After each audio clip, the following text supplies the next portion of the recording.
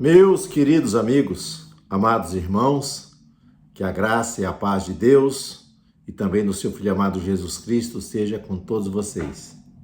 Hoje nós vamos comentar sobre Atos dos Apóstolos, capítulo de número 15, que traz o primeiro concílio da igreja de Jerusalém. Esse concílio ele foi convocado, foi reunido devido a algumas questões doutrinárias que poderia causar aí uma divisão dentro da igreja. Então a igreja de Antioquia, que foi fundada por cristãos anônimos, ela vai se tornar o que? Uma potência. Havia nessa igreja profetas, mestres, e oficialmente nós vamos ver os primeiros missionários sendo enviados. Temos Saulo e Barnabé. Cerca de 2 anos, esses homens que foram enviados, eles voltarão para Antioquia. E no finalzinho de Atos Apóstolos, no capítulo de número 14, no verso 27, diz que quando eles retornam, eles relatam aquilo que Deus havia feito, como Deus havia aberto a porta da salvação para os gentios, que eles haviam que se convertido ao Deus vivo, ao Deus verdadeiro. Versículo 15, ou melhor, capítulo 15, nós temos a chegada na igreja de Antioquia, alguns judeus vindo lá da Judéia, judeus que haviam se convertido e era ligado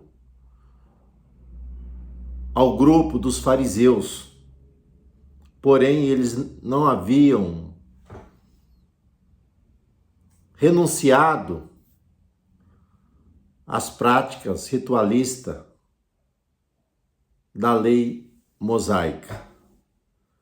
E esses judeus, eles entrarão em um debate na igreja de Antioquia a respeito da salvação, dizendo para os cristãos gentios que para que eles fossem salvos, eles deveriam guardar a lei de Moisés e realizarem o que? A circuncisão. Então Paulo e Barnabé vão se oporem o que? A esse ensino. Combater o que? A essa imposição de ritos judaicos, de costumes judaicos para os gentios. Paulo já havia escrito uma carta às igrejas da Galácia a respeito da liberdade cristã, que os gentios eles estavam libertos das práticas judaicas. Eles não tinham nenhuma obrigatoriedade, porque a salvação é pela fé em Cristo Jesus, não pela ritualismo da lei. Então, essa controvérsia, esse debate, ele vai se estender e a igreja de Antioquia vai achar por bem que esse assunto, essa doutrina judaizante que quer implantar dentro da igreja gentia, fosse levada até a cidade de Jerusalém, a igreja mãe, para que houvesse ali uma decisão, um veredito a respeito dessa situação. É onde vai ser reunido o primeiro concílio, ali formado pelos apóstolos, pelos anciãos da igreja e também os irmãos vão acompanhar o que esse debate, essa argumentação, até então que esse concílio, após aprovado, levaria ali a multidão para que fosse aprovado ou não aquilo que seria argumentado ali e colocado como uma norma para a igreja. Então, dentro desse contexto, nós vamos ver que nessa reunião, os judaizantes, eles acham e deixam bem claro que os gentios convertidos, eles deveriam guardar o que? A lei de Moisés e os ritos ali da lei. Então, eles entendiam que assim como no judaísmo, quando um gentio se convertia ao judaísmo, né, ao culto judeu, ele circuncidava e ele abraçava as práticas judaicas. Só que a igreja não era uma seita judaizante ou uma facção do judaísmo, não. Era uma nova religião que havia se formado baseado o quê? Na fé exclusivamente em Cristo, no sacrifício vicário ali na cruz do Calvário, que Cristo morreu pelos nossos pecados, ressuscitou ao terceiro dia, ascendeu ao céu e ele intercede por nós. E um dia ele voltará para buscar o que? Aqueles que são seus, buscar a sua igreja. Não é necessário nenhuma outra coisa para que o homem seja salvo. É claro que os judeus salvos, nada impede que eles praticam que os seus costumes, ali mantenham que a sua tradição, a sua cultura. Mas isso não salva o homem. Então esses cristãos judaizantes, eles estão entendendo dessa maneira. Mas aí nesse primeiro debate, nós vamos ver, vai vir a primeira argumentação do apóstolo Pedro. Então Pedro vai deixar bem claro, né, sobre essa questão grave que está acontecendo na igreja, e Pedro vai perceber que isso não pode ser tratado de uma forma subjetiva, sem conhecer os fatos. Até mesmo Pedro, antes dele ter uma revelação de Deus e ele presenciar o que Deus vai fazer com os gentios, ele tinha um certo preconceito. Mas Deus revela a Pedro e mostra para Pedro, né, que Deus não tem ninguém por imundo. Mas aqueles que aceitam a fé em Cristo Jesus, todos esses podem serem perdoados e serão salvos. E quando Pedro tem essa revelação e Pedro vai até Cesareia Marítima, na casa de Cornélio, e quando Pedro começa a pregar a respeito da salvação, nós vamos ver que o Espírito Santo, ele é derramado. Assim como ocorreu com os judeus ali em Atos 2. Então Pedro, ele vai trazer o que? De uma maneira objetiva. O quê? Que os gentios, eles foram alcançados pelas promessas feitas também ao povo hebreu. Joel disse que Deus derramaria do seu Espírito. E esse mesmo derramamento do Espírito sobre os judeus acontece para com os gentios. Então Deus não faz acepção de pessoas. E Deus quer salvar todos os homens. Então Pedro, ele vem com essa decisão, né, objetiva, dessa observação, né, presencial e física de que ele viu, né, de que Deus, ele é um Deus não de um grupo, mas um Deus de todos aqueles que o invoquem, em espírito e em verdade, Deus responde. Então Deus quer salvar todos os homens. Então Pedro faz a sua primeira defesa. Depois vem o quê? O apóstolo Tiago, o que preside a reunião.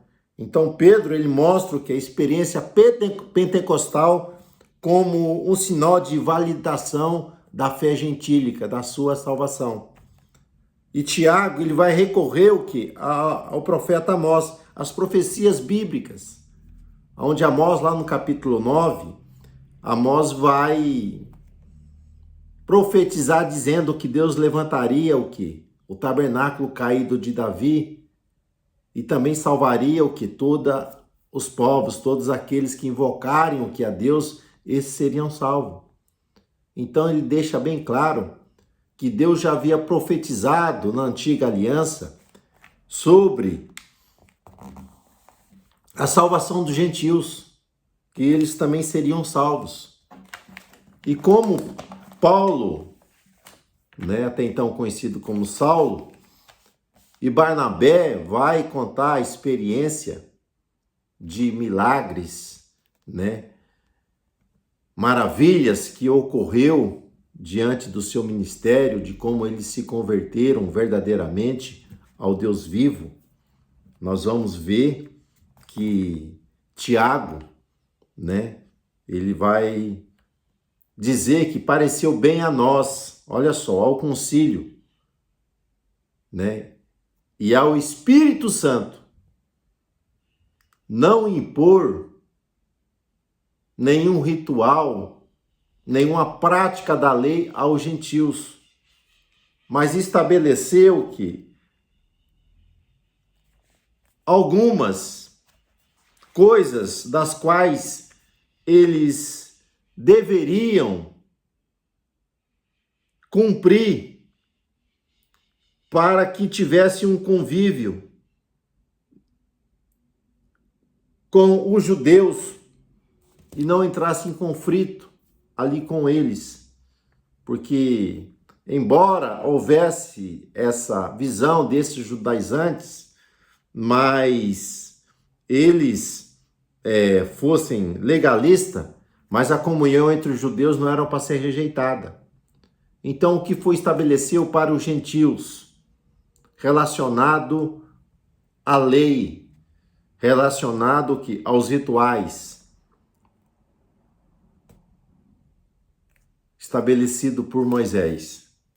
Ele vai dizer, olha, vocês podem estar na sinagoga, vocês aprenderem a respeito disso, mas não há nenhuma obrigatoriedade quanto a isso. Mas o parecer é esse, que vocês devem abster das coisas sacrificadas aos ídolos.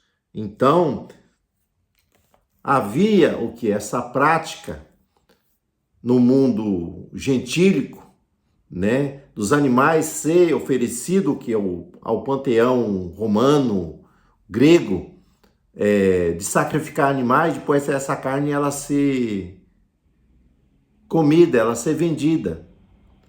Então os judeus não tinham esse costume, não tinham essa prática, e Paulo, quando escreve para a igreja gentília de Corinto, Paulo vai dizer que não se pode comer carne sacrificada aos ídolos, né? Isso é proibido, né? Isso não se deve fazer. Então essa é a primeira imposição que é colocada sobre a igreja gentílica. A segunda, a carne sufocada. Então o animal, ele não pode ser o que? Sufocado. E nem comer o sangue. Então isso está relacionado que é uma prática relacionada com um assassinato, né? Então ele vai deixar bem claro, a primeira que é idolatria. Então todo tipo de idolatria, embora está relacionada às coisas sacrificadas, mas a idolatria, ela é o que? Pecado. Então comer carne sufocada e o sangue também não se deve. Então a segunda e a terceira imposição, não comer carne sufocada e nem comer a carne do sangue, comer ali o sangue. E o quarto, né, está relacionada à porneia, a todo tipo de relações sexuais ilícitas. Porque dentro da comunidade gentílica era uma prática comum essa questão da infidelidade conjugal, né? E os judeus tinham isso como uma questão de moralidade. Então, havia até mesmo os cultos pagãos que estavam relacionados com a sensualidade. Então, no quarto item que é estabelecido à igreja gentílica, que toda relação sexual ilícita, ela não é permitida. Então essa decisão, ela foi tomada ali pelo concílio, né, da qual foi ali guiada pelo Espírito Santo, para preservar a graça e promover o que é a comunhão entre gentios e judeus.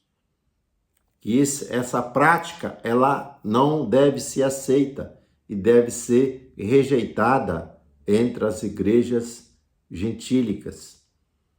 Então o concílio chega a essa decisão relacionado àquilo que deveria ser imposto pelas demais igrejas,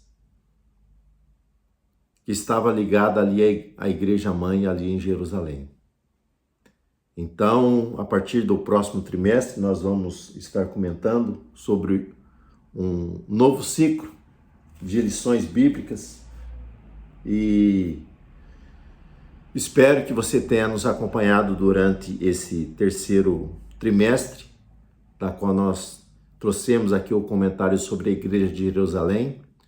Você que ainda não é inscrito no nosso canal, você pode fazer a sua inscrição e quando nós estivermos postando aqui um resumo, que semanalmente nós procuramos aqui colocar antes da nossa aula, aos domingos, você pode nos acompanhar e também pode estar aprendendo um pouco mais. Então que Deus vos abençoe, que Deus vos guarde, até uma próxima oportunidade, Deus assim permitindo.